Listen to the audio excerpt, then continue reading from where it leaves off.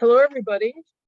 Welcome to this month's episode of Let's Talk Books at NMU. I'm Lynn Domina, Professor of English here at Northern Michigan University, which is located on the sacred homelands of the Anishinaabe Three Fires Confederacy. Today, I'm welcoming Khari Brown, author of Race and the Power of Sermons on American Politics.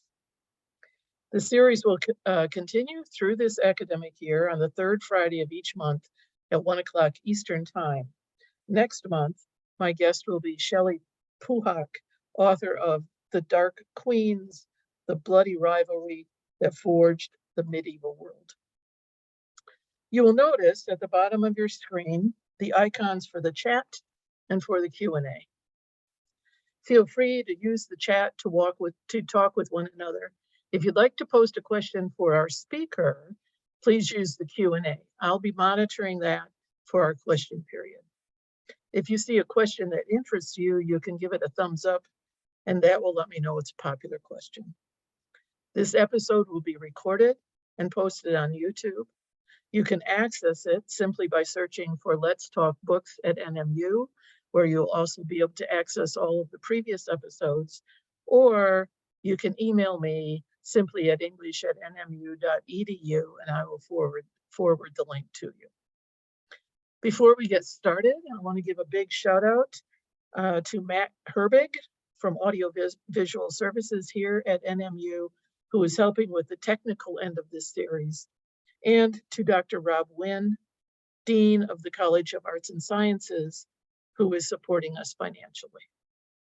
Now I'd like to introduce Khari Brown, one of the authors of Race and the Power of Sermons on American Politics. Dr. Brown earned his PhD from the University of Michigan and currently teaches at Wayne State University in Detroit. He has published numerous articles in both scholarly journals and in the popular press. He has received grants from the Louisville Institute and the Issachar Foundation, and he has also served as a consultant for the Pew Research Center. The triangulated relationships among race, religion, and politics seems particularly fraught in the United States today, so I'm really looking forward to this presentation. So, Dr. Brown, welcome to Let's Talk Books. Thank you. Thank you for that gracious introduction.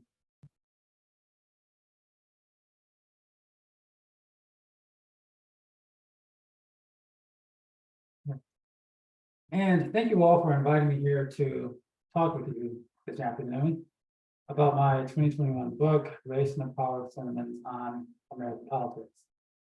For the next 45 minutes or so, I want to talk about one of my book's central questions, which is, what's the connection between race, political sermons, and support for policies that promote fairness, opportunities, and peace? Before I go on into the nitty-gritty of the analysis, however, I'd like to talk with you a bit about why I'm interested in this topic to begin with. And my interest in this topic is partly based upon my own biography. I grew up in Ann Arbor, Michigan. That's actually where I'm sitting right now. And growing up, I attended Bethel African Methodist Episcopal Church, located on the northern end of the University of Michigan's campus in Ann Arbor. At Bethel, when I was attending, then and now, the adults there were largely, I would say, between middle and upper middle class African Americans, which is somewhat unique. And by middle class, I'm talking about that many of the adults at Bethel were doctors, lawyers, educators, business persons. And many of them had, in some fashion or another, a connection to the University of Michigan. Either they were faculty there, staff there, they had business contracts with the university, or they had attended, which was very much like my parents.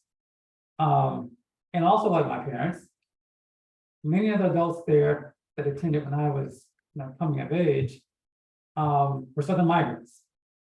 And many of them were the first in their families to attend college and to reach the middle class. And because I'm talking about the 1980s and the adults that are attending there in the 1980s, many of them came of age during the civil rights movement and the Black Power movements of the 1960s and 1970s. And so some of the adults that attended Bethel African Methodist Episcopal Church when I attended, when they were teenagers and young adults, some of them themselves were involved in the civil rights movements through their churches or their local civil rights organizations.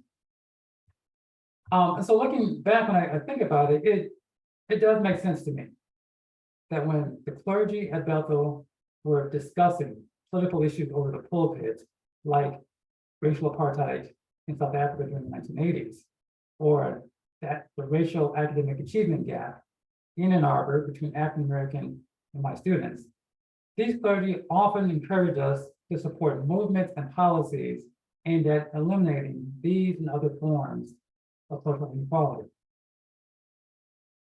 Now, as a junior faculty member at Wayne State between roughly 2005 and 2010, I attended Central United Methodist Church, which is what you picture of the sanctuary is on the screen here.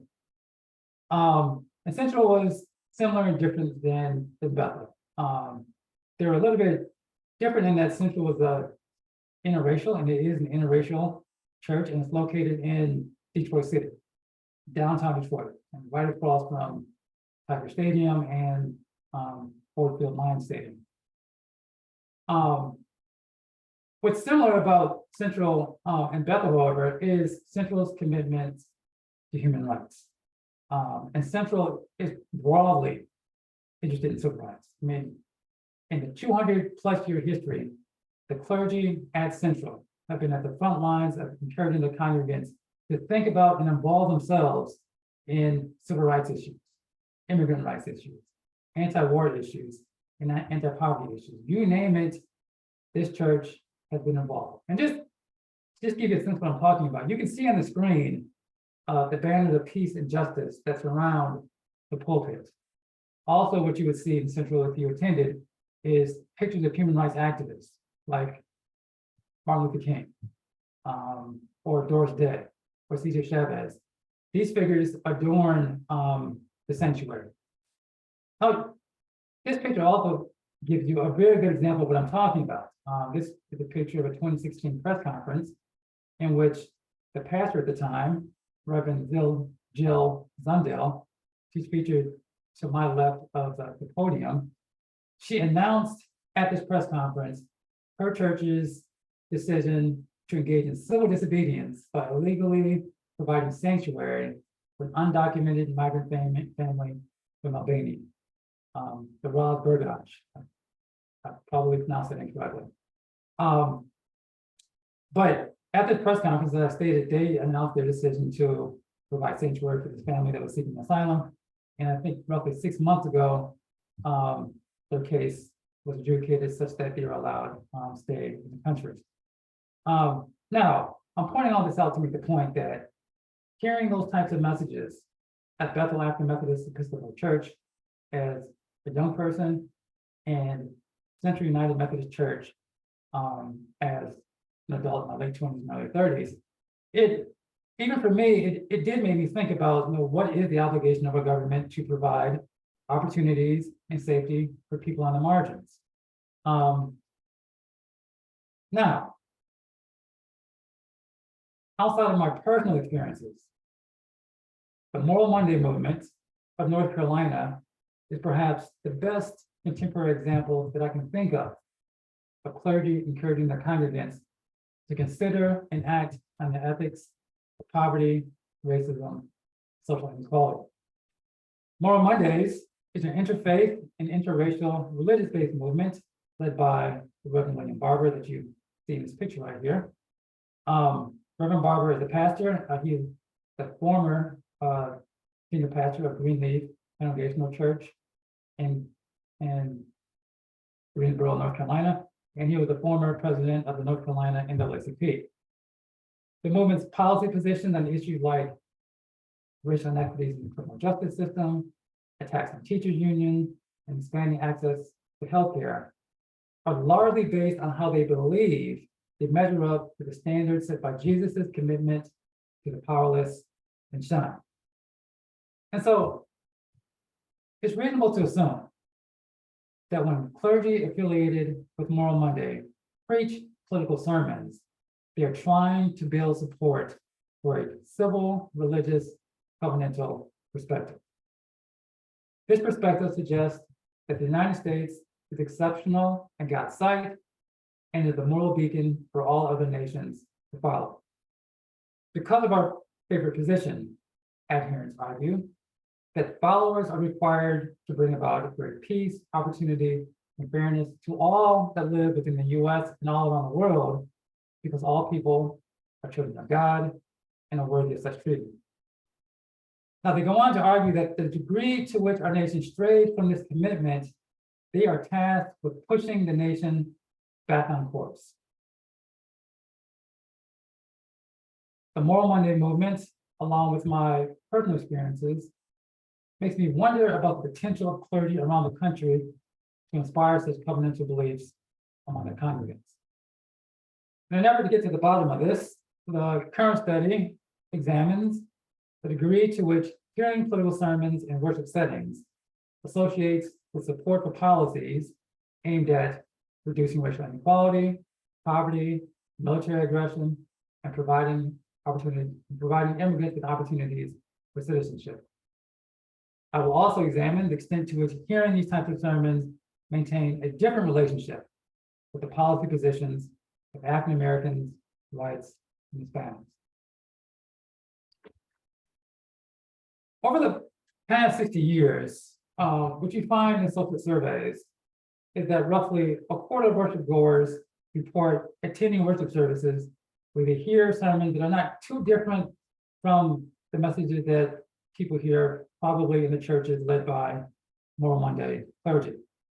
The difference, however, is that in most worship settings, worship goers report that their clergy do not take clear positions on the political issues that they talk about in the places of worship.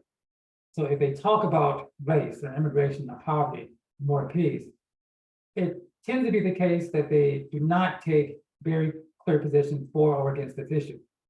Now, most clergy that talk about these issues are likely to emphasize that God created all humans and all people are loved. But again, few go that next step in encouraging congregants to oppose policies that exploit different classes and races of humans. Now, in the case in which clergy do go that next step, and they do talk about race, or poverty, or war, immigration, those clergy that do bring these issues up, they tend to take a covenantal perspective. They tend to take a justice-oriented perspective on these issues. So what you find is that if clergy discuss war and peace issues, they tend to emphasize diplomacy over war. And just to give you an example, in 2008, the Faith in American Politics survey asked respondents that heard sermons about the Iraq War in the places of worship, what position did your clergy take on that issue? And what you find is that roughly 2/3 said they did not take a position at all on the issue. However, those that did were considerably more likely to say that their clergy opposed the Iraq War than favored the Iraq War. And you see this across the board. The clergy talk about immigration, they tend to be more favorable of immigrants than to support very restrictive immigration laws. Now, it's important to bear in mind that most clergy don't take a position one way or another on the issue. 3/4 that don't, according to the 2016 Pew Research Center poll. But those that do, it's very rare that clergy are extremely anti-immigrant. It's very rare when clergy are talking about issues of economic inequality that they come out in defense of capitalism and free markets, as opposed to against, those individuals and groups that are suffering from economic inequality, on the wrong side of economic inequality. And again, we're talking about racial issues. You find the same thing here. When clergy in 2020, at the peak time with Black Lives Matter protests that were occurring around the country in response to Floyd's death, what you found is that when clergy did talk about this issue, they tended to support the Black Lives Matter protests as opposed to opposing them. It's not too implausible to believe that clergy that discuss these types of issues may have the potential to influence political thinking. And I say this because for many religious persons, religion provides an interpretive frame that helps them make sense of their experiences and what is required to live an ethical life. Worship rituals like sermons often serve this function when clergy reference common religious stories to help the congregants better understand their obligation to others. Let me give you an example of what I'm talking about. An inspiring compassion for refugees during their sermons. Many Christian clergy reference the flight to Egypt story told within Matthew, the New Testament of the Bible, in which baby Jesus, Joseph, and Mary escape persecution in Bethlehem and flee to Egypt in an effort to escape persecution from Herod. The aim of this story is to convince congregants to express the same empathy they have for Jesus' family as they have for refugees that make their way to the United States. This was the aim of Reverend Stephen Paulson, dean and rector of Christ Church Cathedral in Indianapolis. In July 2018, he staged a depiction of Jesus' family in a steel cage in the front lawn of his church in a public protest of Trump's immigration detention policy. You can see it in this room. As he tells it, this family is every family, and every family is holy. Through this public sermon, Reverend Carlson hoped to inspire individuals to question the Trump administration's treatment of immigrants. Worship goers may buy into these types of interpretive frames because as Americans, we have the constitutional freedom to attend the worship setting of our church, choice, or decide to not attend at all. And so if we like what clergy like Reverend Carlson is preaching, we can attend. If we don't have to attend. And if we're looking for a congregation and we are aware of the position that clergy or congregants take in that worship setting, we can choose not to attend or we can choose to attend. But because of this religious freedom, what you tend to see is that Americans and public opinion surveys report that they have a high level of trust in the clergy and the congregants. The Gallup poll consistently reports that Americans rank clergy as one of the top 5 institutional leaders of which they have a high level of trust. And because of this trust, many congregants believe that their clergy are experts in interpreting and applying sacred texts to the personal and social lives. The long and short of it is this.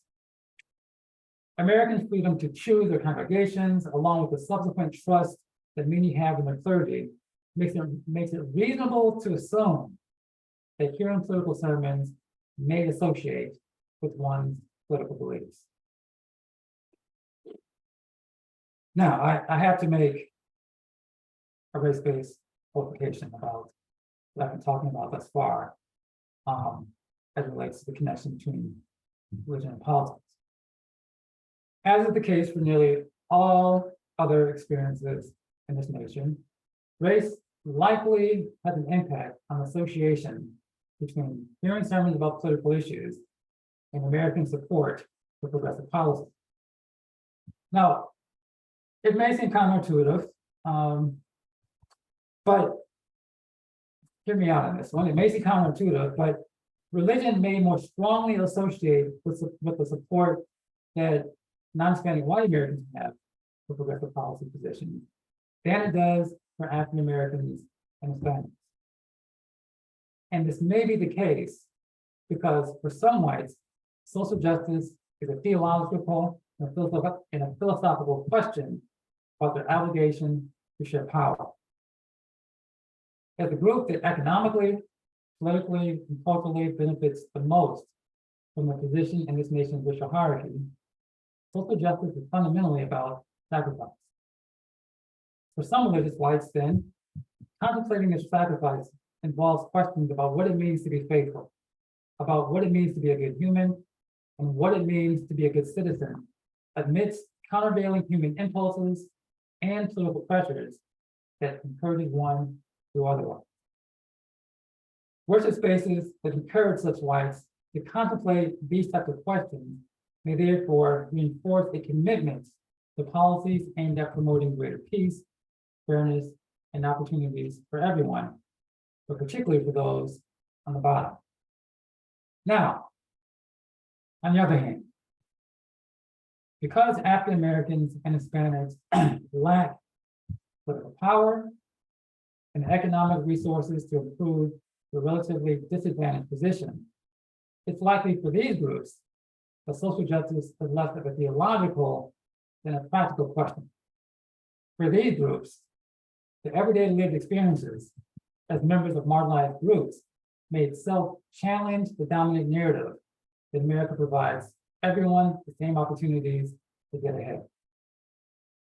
That said, because these groups tend to agree with clergy that call for policies aimed at enhancing opportunities for those in the margins, it's unlikely that group members that hear these types of sermons are any more supportive than others of progressive policy positions.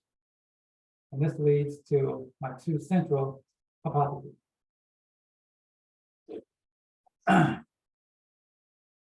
One, individuals that hear political sermons are more likely to support policies aimed at promoting racial justice, immigrant rights, peace, and poverty reduction. Secondly, religion, by religion, I'm talking about exposure to political sermons, more strongly associates with white public policy attitudes than it does for African Americans and Hispanics. To test these hypotheses, I'm relying upon the National Politics Study. This is a national representative sample that collected data on large groups of African Americans, whites, Hispanics, Asians, Afro-Caribbeans, and others. And they asked these individuals a number of questions on religion, including what type of sermons people get exposed to. More specifically, they asked in this survey the degree to which individuals heard sermons about the importance of political activism, heard sermons about race, immigration, poverty, foreign peace issues, environmental concerns, a whole host of questions.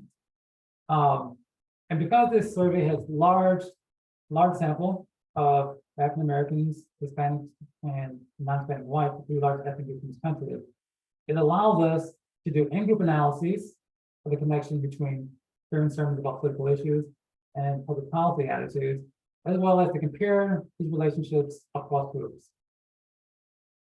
Now, in an effort to increase the reliability of our findings, what we also do in the book is test these same analyses using a host of other surveys that were collected in different political periods, with slightly different sampling frames, at different modes of data collection, and ask questions in a slightly different manner. And by asking questions in a different manner, what I'm talking about is that the National Politics Study that data was collected between 2004 and 2016. So when they ask questions about racial justice, they're asking questions about affirmative action, racial profiling, police brutality. Those are the types of questions they're asking. In the 1961 Youth Political Participation Study, the survey researchers were asking respondents questions about voting rights and racial integration. When the National Politics Study asked people questions about foreign policy, they're asking people questions about the war in Iraq, the war in Afghanistan, the war on terror. And the studies collected in 1967 and 1969, they're asking people questions about the Vietnam War. So the point of all this is that because these data were collected in different political periods, there were slightly different sampling frames, had slightly different modes of data collection, and the questions they're asked are slightly different. We're arguing that if we find the same pattern of relationships across the studies, it gives us greater level of confidence in making claims that religion is associated with public policy attitudes and that the relationships differ along racial lines. So, in testing these hypotheses, I am proceeding in the following manner. First, I'm going to present background analyses, and then I'll present the main analysis. In the background analysis, I'm examining the impact of race on support for religious leaders that can stand on political issues. I will also examine the impact of race on the degree to which Americans report hearing political sermons at their place of worship. In my main analysis, what I'm looking at is I'm examining racial differences in the relationship between hearing political sermons and support for progressive policy. So again, first up, we're looking at the connection between race and support for clergy discussing or taking stand on political issues. In this figure right here, we're looking at the probability of respondents reporting support for their clergy taking stands on immigrant rights and refugee rights, anti-racism work, anti-poverty work, and peace work. That's what we're looking at here. These probability estimates, you can kind of think about them as adjusted percentages, because they're based upon local regression analyses in which we take account a host of variables. So here what we're doing in these analyses right here, and we replicate this across the analyses, we look at the impact of race on support for clergy taking stands on different issue domains while accounting for political partisanship, religious affiliation, and a number of demographic characteristics, including age, gender, education, income, region, and marital status. So the idea here is that if African Americans, Hispanics, and whites are the same on these characteristics, to what extent do we still see racial differences and support for clergy taking positions on these varying issue domains? And what we find is that we do find racial differences here. Hispanic Americans are more likely to report that they support their clergy taking stands in aid of immigrants and or refugees, which is sensible given that Hispanics have a disproportionately high immigrant population within a group.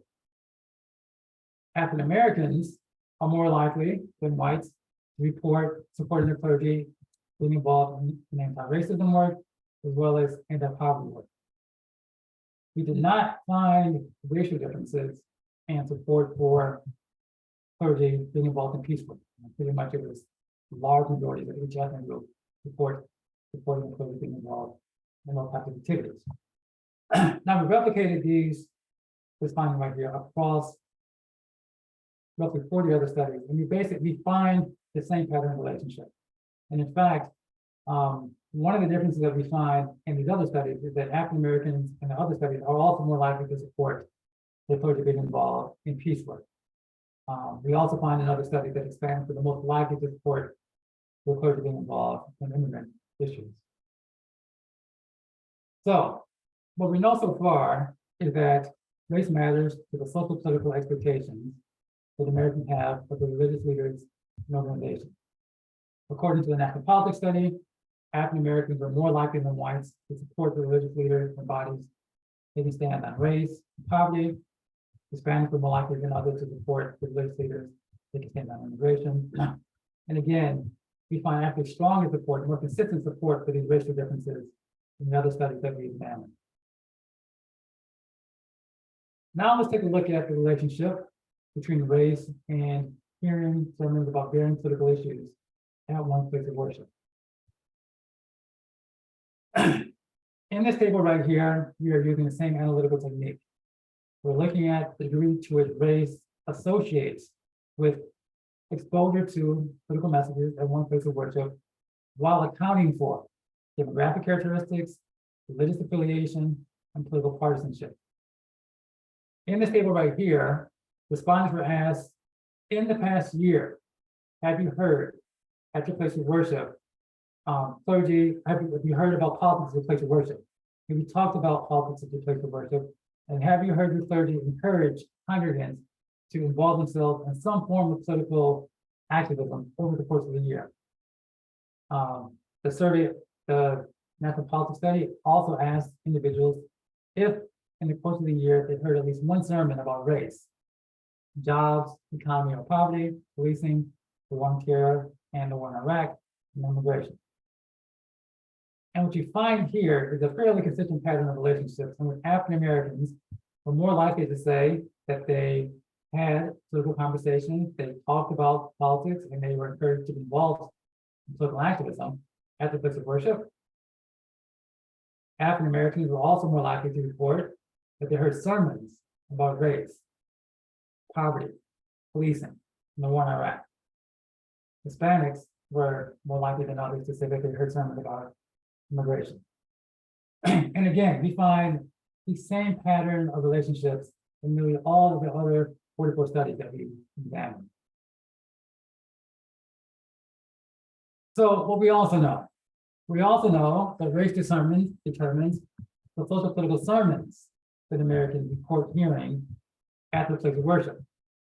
According to the National Politics Study and nearly all other studies that we examined, African Americans are more likely than whites and Hispanics to report hearing sermons about the importance of political activism, race, poverty, and war.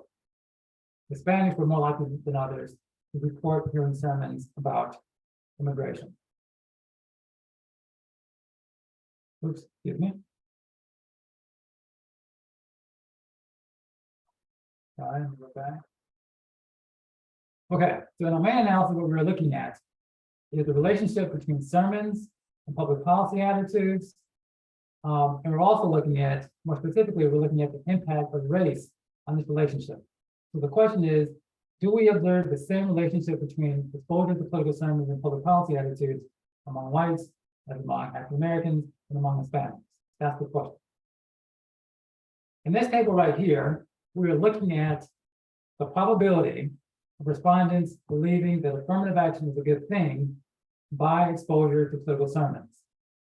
And so in this table, as in all the other tables, we are taking into account demographic characteristics, political affiliation, and religious affiliation.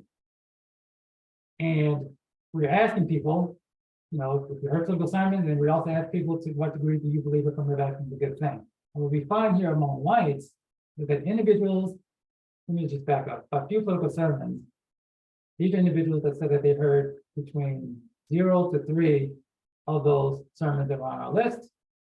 And many political sermons are individuals that said that they heard between 4 to 8 of those sermons on our list.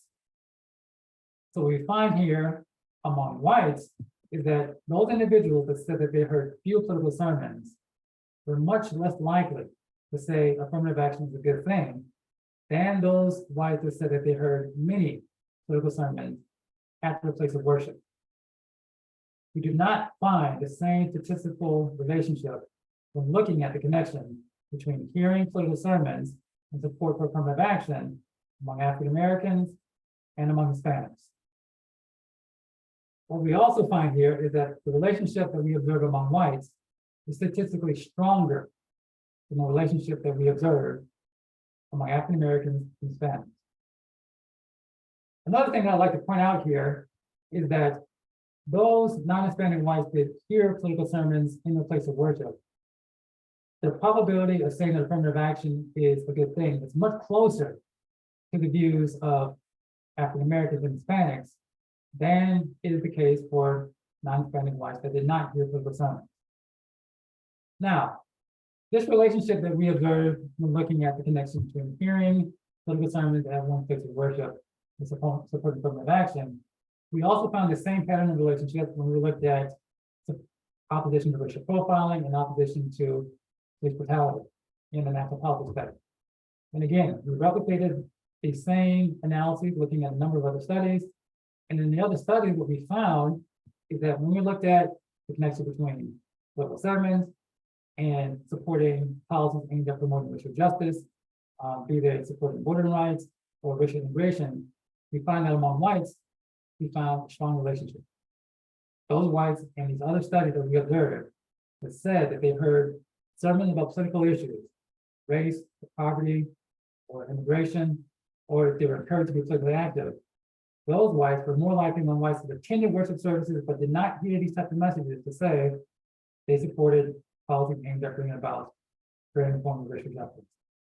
When we look at these same relationships in other studies, we found no consistent relationship among African Americans or among Hispanics.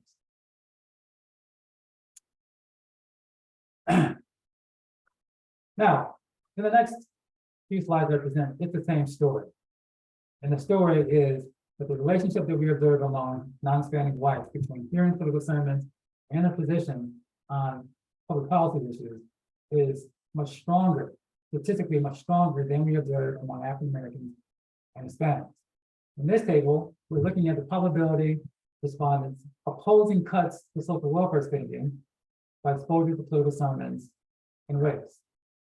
And what we find here is that non-Hispanic whites that said that they heard political sermons in the places of worship are more likely to say that they opposed cuts to welfare spending than did whites that attended worship services but heard much fewer of these political sermons. Among African Americans, we find no such relationship.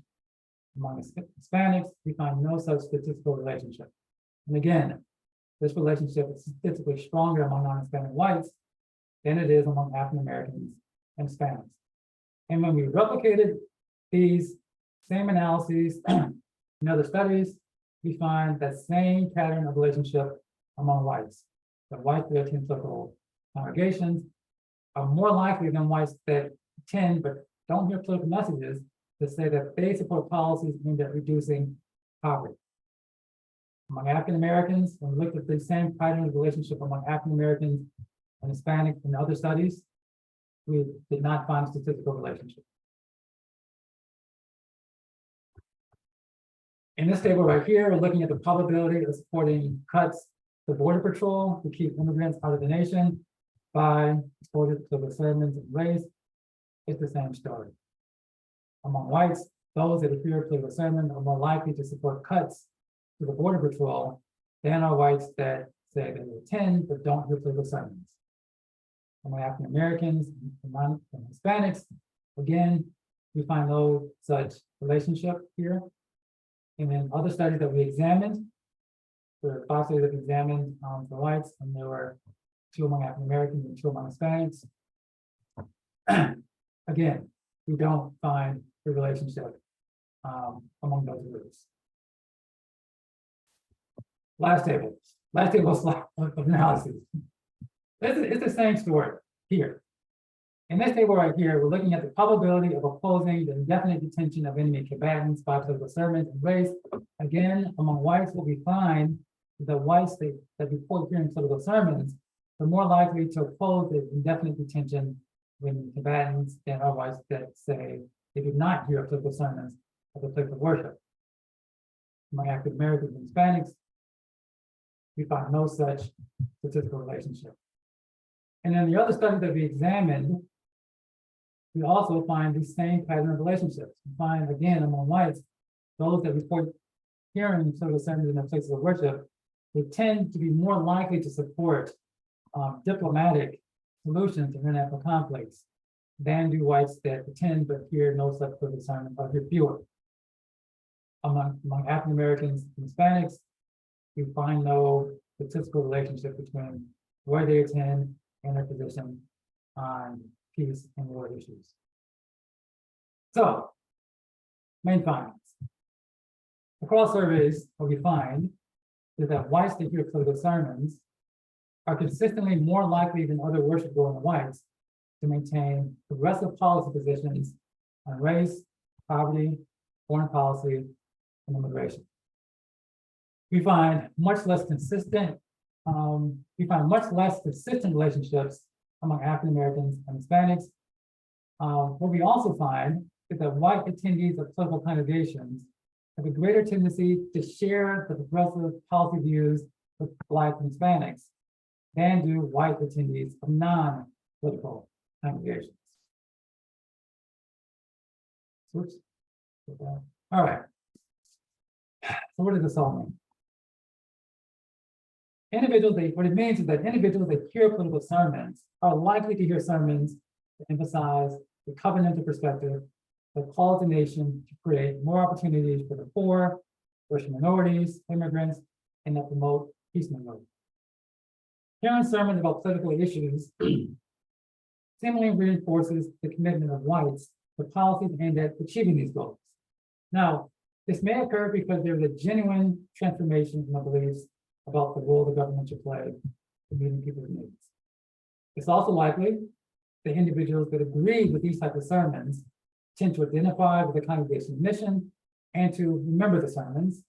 And conversely, those that disagree with what they're hearing will not recall the sermons, they may attend less, or they may drop out altogether.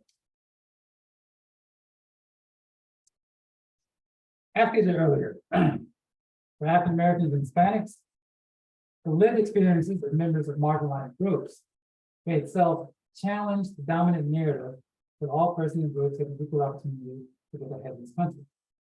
And as a consequence, it's unlikely that hearing sermons about race, poverty, or the need to become politically active makes African American Hispanics any more aware about poverty, racism, or the citizenship issues that they confront.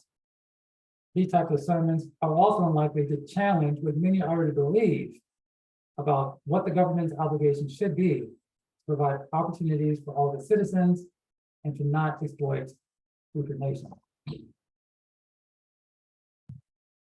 Another important development of this study is that white attendees of political congregations tend to share the progressive policy attitudes of African Americans and Hispanics. Now, for those that think that social and global inequality is a problem, this is an important development. It's important because it speaks to the potential of faith-based groups to organize African Americans, whites, and Hispanics along social justice issues of common concern. Notwithstanding, there are challenges for these types of congregations realizing the potential to do social justice work. One must not lose sight of the fact that in our country, policy is largely determined by the top 3 to 5% of wealth workers. Progressive worship settings, therefore, fight uphill battles in calling for policies aimed at reducing domestic and global inequality, which, if they're successful, may reduce profit margins for corporations, national institutions, and their investors. And there are other challenges. You may have heard, and it's true, that worship attendance and religious identification is on a roughly 50-year decline in this nation, which speaks to the political relevance of faith-based activists and perhaps the growing irrelevance. Also, perhaps relatedly, social justice work has the potential to alienate white congregants and or limit their ability to attract others.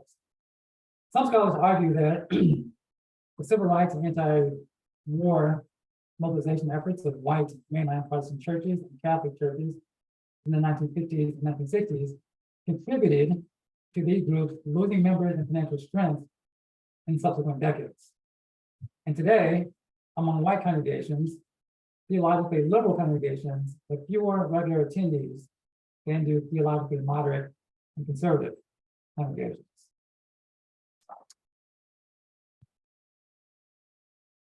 But I would say that all is not lost. There's hope. And I say this because progressive, prophetic religious people and organizations will likely continue the human rights work because they tend not to judge the outcome of their activism temporarily. From this perspective, one's life extends beyond one physical life. Now, rational empirical thinking can necessitate these faith-based activists giving up in lieu of their messages not resonating with their fellow congregants in the public, and their activism yielding few, if any, legislative victories. However, having faith in a God that works through people to even slightly bend the moral arc of the universe towards social justice likely sustains many to believe that their voice and activism have meaning. Thank you.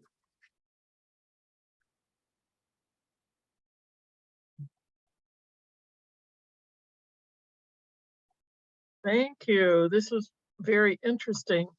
If anyone listening in would like to ask a question, you can post it in the Q&A. Meanwhile, I have a couple. Sure. I noticed in the slides and in your narration, several different denominations are clearly present. You mentioned your own background with AME and with United Methodist congregations. There was at least one photograph that was clearly from an Episcopalian congregation. And you did say that there is a fair amount of disagreement within many denominations. I didn't notice representation from white evangelical churches. Did you at all break down your data based on denomination, or was it simply a politically attentive church or a non-politically attentive one? That's a good question. That's a good question. The best is how we did it. Let me just back up just a bit. So this survey data is based upon individuals. So we're asking individuals if you attend worship services, and if you say you attend worship services at least a few times a year, we ask individuals, okay, what did you hear? Okay. In the past year, did you hear at least one time a sermon about race, poverty, immigration, war? At least one time did the clergy encourage you to become politically active? So we ask individuals these questions and they say yes or no to the question. So there's that. Now, in terms of denomination, it's the same process. We ask individuals to self-identify themselves by their religion. We first ask, if they're Christian, Jewish, Muslim, Sikh, other, well, we ask them to identify the religion. And then if they say that they are Christian, we ask them the denomination. And so we have that data. And in our analysis, what we did, we do include that variable in our analysis. So we do look at the relationship between religious affiliation and hearing sermons, support for clergy discussing political issues. And we also are able to look at how this relationship parses out by religious affiliation. So I'm gonna get you. So what you find is in our study and other studies is that white evangelical Protestants are less likely to say that they hear sermons about race, poverty, immigration, war and peace issues. Also, in our book, we're looking at individuals, but when we look at survey data of clergy, if you have clergy these questions, you get the same thing. The clergy, in the past year, have you, talked about race, poverty, immigration, peace. We had a discussion group about race, poverty, immigration, peace. White evangelical clergy are least likely to say that they bring these issues up in their congregation or have discussion groups about these issues in their congregations. White mainline Protestants, white Catholics are, considerably more likely than white evangelical Protestants. And at the clergy level, what you find, when you ask clergy what the congregations are doing, that African American congregations are much more likely to talk about race, police, and poverty, but white mainline Protestant congregations are more likely to talk about issues of race, immigration and refugee issues, Spanish or some of that regard as well. But across the board, white evangelical Protestants, if you ask individuals what you're hearing, or if you're asking clergy what you're talking about, you're the least likely to bring these issues up at the places of worship. Yeah. Go ahead. That's interesting because certainly representations in the mass media of white evangelical Protestants is that they are very politically engaged or committed, right? Yeah. And so I wonder if it's either different political issues that come up in the sermons, or if people are defining different ideas as political or not. Yeah, that's a good question. The gap between what we see in the media and what you get in public opinion polls. I think I can talk about it two ways. So again, in this paper right here, we're looking at the primary policy issues that we're looking at are issues of racial inequality, economic inequality, immigration rights, and war and peace issues. What you find in the survey data among individuals is what you find when we ask 30 the same questions, which is also what you find when you look at faith-based community organizing firms. So there's also been studies looking at groups like the Poor People's Campaign of the 21st Century. That's a group that pretty much modeled itself after the Portuguese campaign in 1968 that was initially led by King before he was assassinated. He was leading a march in DC to discuss what he thought was the hypocritical position that the government was taking in funding the war in Vietnam and not funding at such a high capacity issues of job training, healthcare, social welfare programs, public education. The Portuguese campaign in the 21st century, which was led by Reverend William Barber, those congregations that are in that, the social justice movement are the same congregations that pop up in the surveys. Presbyterians, Unitarians, Episcopalians, Catholics, African-American Protestants, that's what you find. So on those issue domains, in terms of those that are super activists, as well as those that are talking about these issues, at least once a year, it's what you would consider to be kind of the more liberal, white, mainline Protestant congregations, the Catholic churches, and the African-American churches. And evangelical churches, they're not putting these issues up. They're not coming up. Now, we didn't look at this in our book, but if we're talking about issues of same-sex marriage, or we're talking about issues of abortion, then yes, that's a different matter. That's right. That's a different matter. Right. Yes, I'm recalling a conversation I had years ago with someone who was complaining about a sermon he'd recently heard that was, he said, political. Yeah. And he didn't think politics had a place in the pulpit. Right. But he was very supportive of sermons about abortion. And so, it was a matter of what you define as a political issue. Right, exactly. Exactly. Yeah. Another thought I had when you were talking was, we talk all the time about correlation and cause. Yes, and I'm wondering if white progressives and people in general, but the distinctions were most apparent between white progressives and white conservatives, let's say. Whether their differences are a result of their hearing those sermons, or whether they simply choose their churches based on the political stances that the churches take. Sure. It's a good question. Well, before I get into our statistical analyses, I'll talk about the process that I think is happening.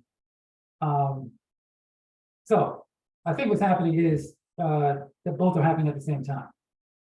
You have situations in which, particularly congregations that have reputation for being so active, like Cincinnati Methodist Church, they have a reputation for being very active. And anyone that's in the Detroit area that pays attention to issues of environmental justice or teachers unions or racial profiling or police brutality or labor unions, then essentially, they're present. And if the news media is covering these issues, it's not uncommon that the clergy essential, might be present, might be mentioned in the article. So definitely it is the case that, it's probably likely that people are selecting in the central, because they like the politics, and people are selecting out because they may disagree. That is very likely happening. But I think it's also happening as well that even if you do pick the congregation because of their ideological position, that there's opportunities for growth in that worship setting, where you may become more informed of other issues that you had not considered previously, and then you do transform a bit. The analysis that we've conducted provides some evidence that this may be happening. And I'll talk about it I'll talk about what we did. So we do take into account political partisanship, which is one aspect of people's political orientation. Of course, we take into account the demographic characteristics and the religious affiliation. So again, what we're saying here is that even if someone is the same political party, they're the same religious affiliation, they are the same in education and income and region and these other factors, what's the relationship? And we find there's a relationship. What we also did here in these analyses is we perform something called a treatment effect analysis, which replicates a natural experimental design. It simulates an experimental design. So what's happening in these analysis is it's saying, okay, assuming everyone has the same probability of attending a congregation and hear a sermon about political issue, what's the probability that you support immigrant rights? Assuming everyone has the same probability of attending a congregation and you don't hear a political issue, what's the probability that you support immigrant rights? And so what we found when we did a treatment analysis is that we still found significant differences. Assuming everyone had the same probability of being in church where we hear political sermons, in the church where we don't, we still found these significant differences. Now, it doesn't, automatically say that, okay, there's a definitive causal relationship, but it provides us a greater level of confidence that there may be some change happening in these worship spaces among people that are there. Not to discount that people are selecting in and selecting out, but those that select in, that we have some evidence that there may be some change may be happening among those people that are there. Okay, interesting. Yeah. Yeah, so one last comment. I don't know Sure. if you really Sure, want to No. address this or Yeah. not, but did you have any thoughts last fall as you were watching particularly the Georgia Senate race, where we had a clergy person and a former football player? Yeah. I thought that Reverend Warnock, I